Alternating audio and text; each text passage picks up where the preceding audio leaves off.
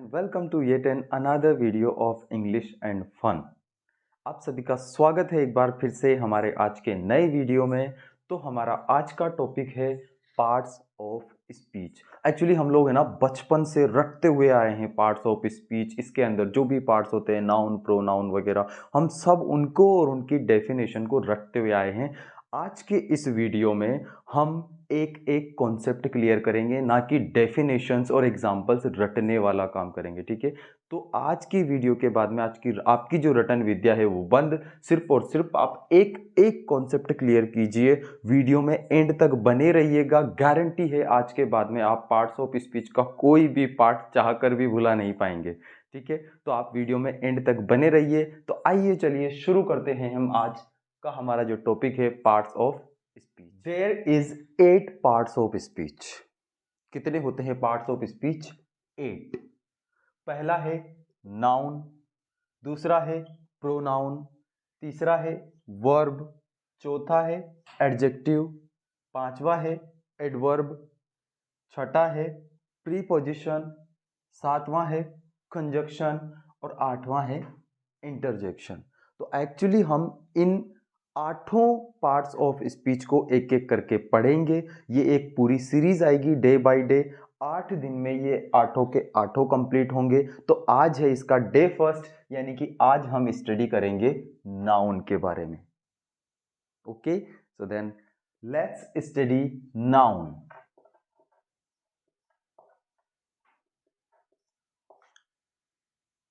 Noun क्या होता है? हम बचपन से सुनते हुए आ रहे हैं the word naming people, things और a place, that is called a noun.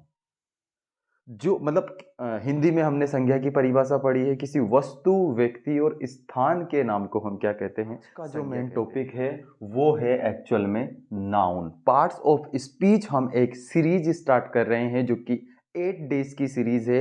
8 days में 8 के 8 पार्ट्स ऑफ स्पीच आपको बारीकी से बारी बारी से समझाए जाएंगे, कॉन्सेप्ट क्लियर करवाए जाएंगे, ना कि रटन विद्या वाला काम किया जाएगा। अगर एक बार आपका हर एक पार्ट ऑफ स्पीच का अगर कॉन्सेप्ट क्लियर हो गया तो आप जिंदगी में पार्ट ऑफ स्पीच कभी भी नहीं भूल पाओगे। तो एक बार आप इसकी डेफिनेशन जो कि हम बचपन से पढ़ते हुए आ रहे हैं, बोर हो गए पढ़ पढ़ के, लेकिन एक बार और पढ़ लो। A noun is a naming word of any person, thing, place और idea। अगर इसको मैं हिंदी में बोलूं तो ये नाउन हो जाता है आपका संज्ञा। और संज्ञा की परिभाषा क्या होती है? किसी वस्तु व्यक्ति और स्थान के नाम को हम क्या कहते हैं? संज्ञा कहते हैं। किसी वस्तु व्यक्ति स्थान या भाव के नाम को हम संज्ञा कहते हैं। वैसा का वैसा यहाँ पे है सेम। अगर इंग्लिश की हम बात करें तो a noun is a naming word. Noun एक ऐसा शब्द है, ध्यान से समझना, कॉन्सेप्ट यही का यही क्लियर हो जाएगा अभी 5 सेकंड में। A noun is a naming word of any person. Noun जो है वो नाम देता है।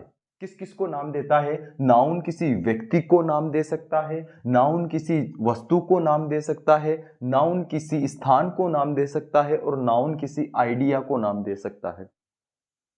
तो अगर मैं यहां पे बोलूं, ध्यान से सुनना, अगर मैं यहां पे बोलूं कि इस पूरी दुनिया में जितने भी नाम हैं वो सारे के सारे नाउन्स हैं, तो क्या मैं गलत हूं? तो अगर मैं इसकी डेफिनेशन जो है, ये इतनी जो लंबी डेफिनेशन है, इसको कट करके अगर मैं शॉर्ट एंड सिंपल यहां पे कर दूं, नेम ऑफ एनीथिंग। ये लो जी आपका confusion clear. Name of anything यानी किसी का भी नाम हो, किसी का भी, चाहे फिर वो कोई इंसान हो, चाहे फिर वो कोई वस्तु हो, चाहे वो फिर कोई जगह हो, या फिर वो कोई आइडिया हो। अब मुझे एक बात बताइए आप लोग, क्या इस दुनिया में इंसान, वस्तुएं, जगह और आइडिया से भी ऊपर कोई है? मतलब इनके अलावा कोई है? आई थिंक इन चारों में किसी व्यक्ति, व्यक्ति, वस्तु, स्थान और आइडिया में तो पूरी दुनिया ही ऑलरेडी समाहित हो चुकी है। बचा ही क्या है अब? तो नेम ऑफ एनीथिंग, किसी भी चीज के नाम को हम क्या कहते हैं? नाउन कहते हैं। सिंपल। आई थिंक अब आपका कॉन्सेप्ट जो है नाउन का वो क्लियर हो गया होगा। तो नाउन से अब हम इसके टाइप्स देखते हैं, टाइप्स ऑफ नाउन। ये मेन फंडा ये है, ये अगर आपका क्लियर हो गया ना, नेम ऑफ एनीथिंग, तो इसका मतलब आपका जो है नाउन क्लियर है। इनको हम थोड़ा सा देख लेते हैं क्योंकि दिए हैं। अगर सिलेबस में है हमारे तो देखने तो पड़ेंगे, अदरवाइज देखने की जरूरत नहीं थी। अगर आपका एक बार ये क्लियर हो गया कि नेम ऑफ एनीथिंग, बस ये समझ लो, अगर इतना आपको समझ में आ गया कि नेम ऑफ एनीथिंग यानी किसी भी चीज का नाम हो, किसी भी स्थान का नाम हो या किसी भी व्यक्ति का नाम हो, तो किसी के भी नाम को हम क्या कहते हैं? नाउन कहते हैं। ठीक है, तो अब यहाँ पे टाइप्स ऑफ नाउन आते हैं। पहला होता है आपका कॉमन नाउन, जिसको कि हम अभी आगे थोड़ा सा डिटेल में स्टडी करेंगे। उसके बाद आता है आपका प्रॉपर नाउन, उसके बाद आता है आपका एब्स्ट्रैक्ट नाउन, उसके बाद आता है आपका मटेरियल नाउन, और उसके बाद आता है आपका कलेक्टिव नाउन। तो मेनली अगर मैं स्कूल गोइंग जो चिल्ड्रंस हैं उनके सिलेबस के अकॉर्डिंग देखूं तो मेनली ये 5 ही नाउन होते हैं। अदरवाइज अगर मैं कॉम्पिटिटिव एग्जाम्स के हिसाब से ये चीज़ करवा भी नहीं रहा हूं, क्योंकि अगर उसके हिसाब से देखे जाए तो नाउन और भी ज़्यादा होते हैं अभी, पर ये स्कूल गोइंग चिल्ड्रंस के लिए है, आई मीन चिल्ड्रन के लिए है। तो common noun, proper noun, abstract noun, material noun और कलेक्टिव नाउन, ये 5 नाउन होते हैं मोटे तौर पे। ठीक है, तो अभी हम इनको अलग अलग स्टडी करेंगे। तो आइए सबसे पहले हम देखते हैं कॉमन टाइप ऑफ नाउन, जो कि है common noun.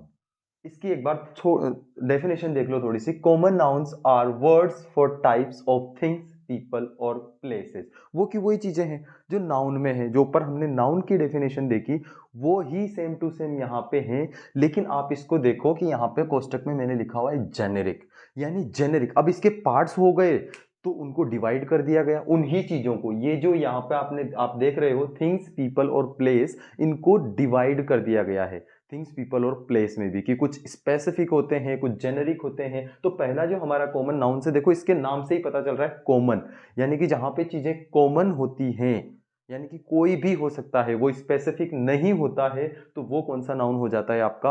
Common noun. General में, इन जनरल कोई भी हो सकता है। स्पेसिफिक प्रॉपरली किसी के बारे में अगर बात नहीं की जा रही है, वो कोई भी हो सकता है, तो वो कोई भी जगह हो सकती है, वो कोई भी लोग हो सकते हैं, और वो कोई भी चीज हो सकती है, कोई भी वस्तु हो सकती है। तो ऐसी सिचुएशन में हम उसको कौन सा नाउन बताते हैं? Common noun. तो कॉमन नाउन के अगर आप एग्जांपल देखो, जैसे कि डॉग।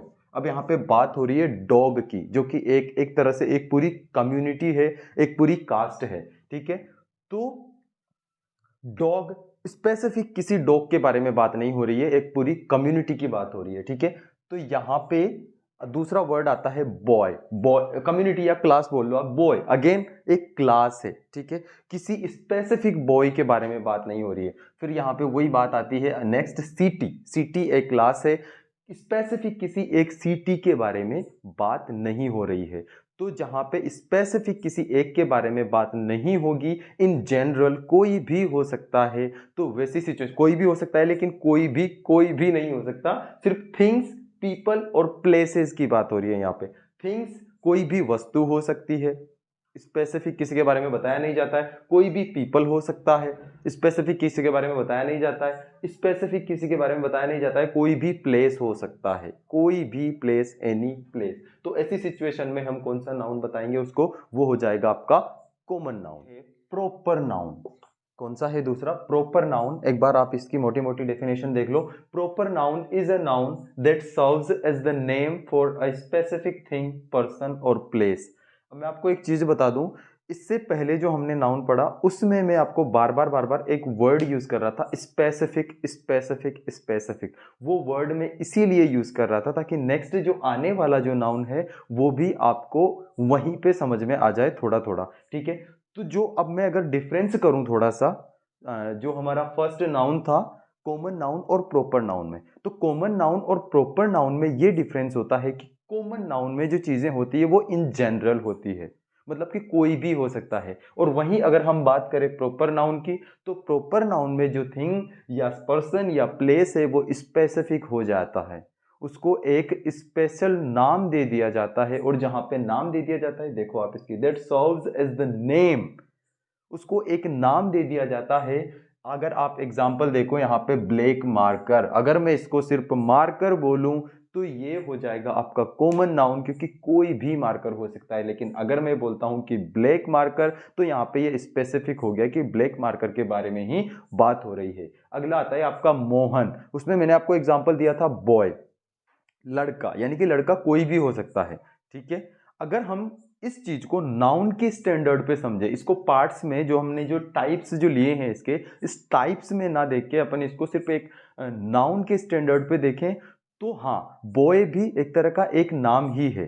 ठीक है, जैसा कि मैंने आपको बताया था कि नेम ऑफ एनीथिंग, अगर हम उस लेवल पे देखेंगे तो बॉय भी एक नाम है, क्योंकि बॉय भी तो एक किसी की पहचान है।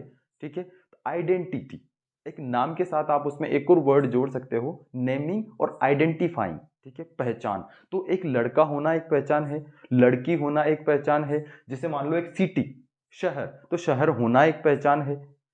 तो जो हमारा जो नाउन था वो नाम और पहचान दोनों देता है। अब उन्हीं चीजों को यहां पे अलग अलग कर दिया गया है। जो कॉमन नाउन है वो आप बस आपका थोड़ा सा परिचय दे रहा है, और जो आपका प्रॉपर नाउन है वो स्पेसिफिक हो जाता है, प्रॉपर नाम दे देता है कि हाँ इसी के बारे में बात हो रही है।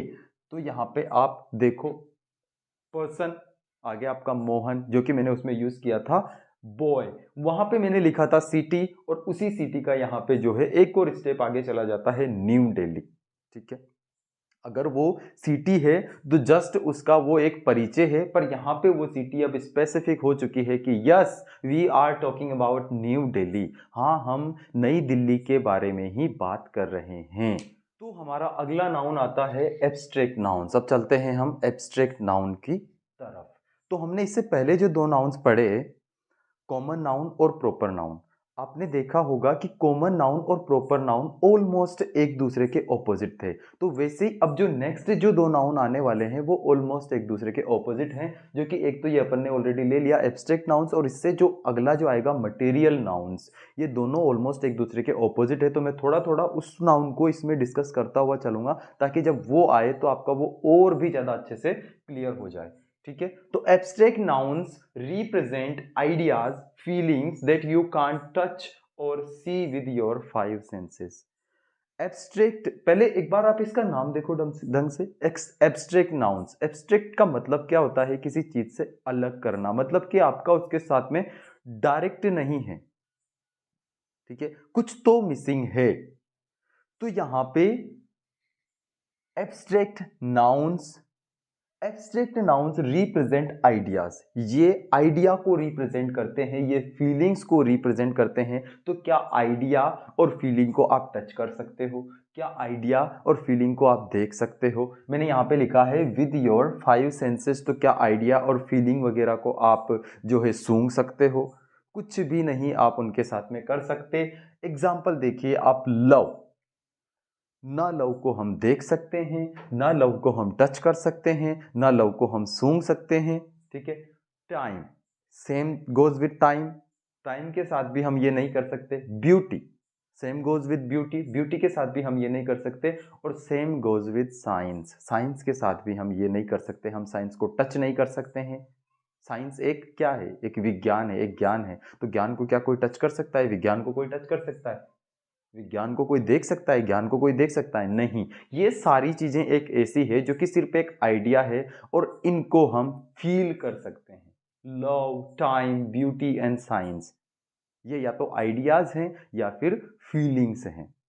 ठीक है, फोर्थ वन, मटेरियल नाउन्स। अब क्या होते हैं मटेरियल नाउन्स? मैंने आपको बताया था जब मैं आपको एब्स्ट्रैक्ट नाउन्स करवा रहा था, तब मैंने आपको बोला था कि उसके जस्ट थोड़ा ऑपोजिट है। तो आप देखिए, एब्स्ट्रैक्ट नाउन में हमने पढ़ा था कि things that we can not, I mean नहीं सॉरी, थिंग्स नहीं, आइडियाज और feelings that we can not touch और see them with our five senses.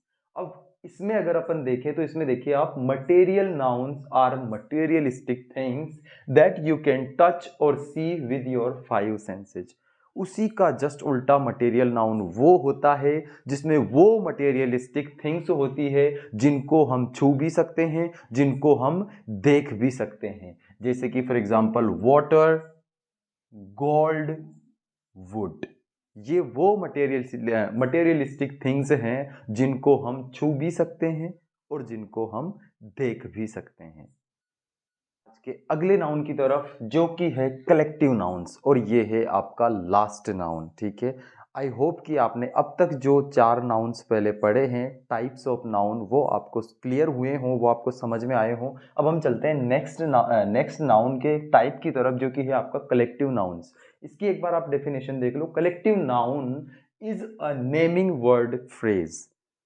Collective noun एक ऐसा वर्ड है जो नाम देता है। किसको नाम देता है? रेफर टू अ ग्रुप और नंबर ऑफ एनिमल्स। ग्रुप या फिर संख्या, जब संख्या की बात होती है, एक से ज्यादा की बात होती है, या फिर किसी ग्रुप की बात होती है, ग्रुप में कोई कौन कौन, एनिमल्स, जानवरों का कोई ग्रुप हो, या लोगों का कोई ग्रुप हो, या किन्हीं वस्तुओं का कोई ग्रुप हो, तो उसको हम कौन सा नाउन बोलते हैं? Collective nouns. क्लियर? ठीक है ना? आई थिंक क्लियर हो ही गया होगा। तो अ बंच ऑफ फ्लावर्स, पहला एग्जांपल है आपका अ बंच ऑफ फ्लावर्स। तो फूलों का गुलदस्ता कह लो, या फिर आप फूलों की टोकरी कह लो, जो भी कहो, पर एक ग्रुप है, फूलों का एक ग्रुप है, एक नंबर ऑफ फ्लावर है। ठीक है। दूसरा आता है आपका अ फॉरेस्ट ऑफ ट्रीज, एक जंगल जहां पे पेड़ ही पेड़ है, तो एक पेड़ों का ग्रुप है, एक नंबर है, जो है ट्रीज का एक नंबर है, एक से ज्यादा ट्रीज है, 10 20 50 100 200 बाई 500 ट्रीज है, तो इसलिए वो एक ग्रुप हो गया। ठीक है। अ गैलेक्सी ऑफ स्टार्स, स्टार्स से भरा हुआ एक गैलेक्सी, जो कि एक ग्रुप है, स्टार्स का एक ग्रुप है। ठीक है। तो ये हो गए आपके 5 के 5 नाउन्स। आई होप कि आपको समझ में आया होगा। तो thank you so much guys for watching this video. और अभी तक भी अगर आपने चैनल को सब्सक्राइब नहीं किया है तो प्लीज़ आप चैनल को सब्सक्राइब कर लीजिए। ऐसे ही आपके लिए मैं और न्यू न्यू वीडियोस लाते रहूँगा। और आपकी जो ग्रामर से रिलेटेड जो भी आपके कॉन्सेप्ट है, I promise you I will clear that out, I promise. Okay, पर उसके लिए आपको चैनल को सब्सक्राइब करना पड़ेगा और हर एक वीडियो को आपको कंप्लीट वॉच करना पड़ेगा। अगर आप बीच बीच में स्किप करोगे तो आपको कुछ भी समझ में नहीं आएगा। ठीक है, क्योंकि एक चीज छूटी और फिर जो लिंक जो होता है वो टूट जाता है उस जगह से, तो फिर आपको आगे का समझ में नहीं आएगा। इसलिए आप प्लीज वीडियो को स्किप कर करके मत देखा करो, पूरा कंप्लीट वीडियो वॉच किया करो। और अब जो ये हम बढ़ रहे हैं ना आगे की तरफ, ये एक्चुअली हमारा इंग्लिश स्पीकिंग के लिए ही है। आज मैंने बिल्कुल एकदम जीरो से स्टार्ट किया है और अपन जीरो से धीरे धीरे धीरे धीरे नाउन, प्रोनाउन, ये 8 ये थिंग्स करी, धीरे धीरे अपन टेंसेस की तरफ जाएंगे, ताकि जब आप इंग्लिश बोलने लगो तो बिल्कुल एकदम बेझिझक बोलो। क्योंकि कई बार क्या होता है कि हमें ये थोड़ी सी झिझक ये होती है कि यार हमें तो ग्रामर नहीं आती है, हालांकि ग्रामर का उतना यूज होता नहीं है इंग्लिश में, लेकिन फिर भी झिझक होती है कि हमें ग्रामर नहीं आती है, हम ग्रामेटिकल मिस्टेक्स कर सकते हैं इंग्लिश बोलते टाइम पे। पर जब आपकी ग्रामर भी क्लियर हो जाएगी तो फिर ना आपको इंग्लिश बोलने में झिझक होगी, ना आप कहीं कॉम्पिटिटिव एग्जाम्स में अटकोगे, ना आप अपने स्कूल लेवल के एग्जाम्स में कहीं भी अटकोगे। ठीक है। तो आप ऐसे ही बने रहिए हमारे साथ में। Thank you so much, see you in the next video, bye bye.